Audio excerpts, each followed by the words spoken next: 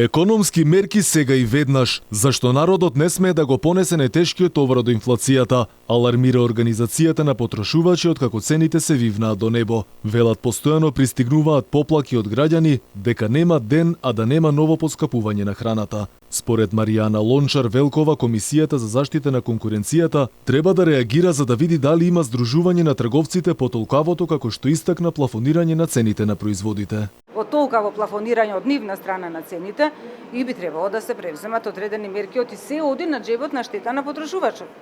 Тоа е, мислам, ноторен факт.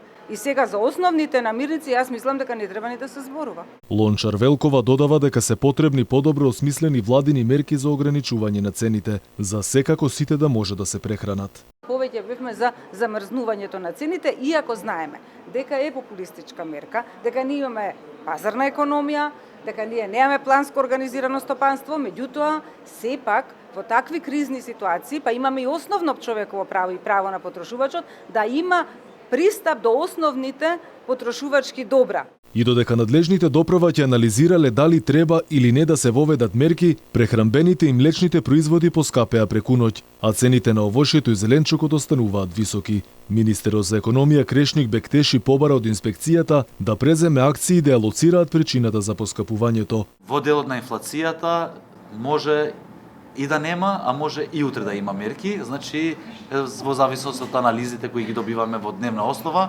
Претходно и вице-премиерот за економски прашања Фатмир Бетики рече дека кај дел од големите трговци ланци е забележено нефер однесување. Тој не сакаше да соопшти за кого станува збор, но како и министерот за економија најави санкции за сите. Инаку од септември еден куп производи ќе добијат повисоко ДДВ и од сегашните 5% ќе се зголеми на 10%.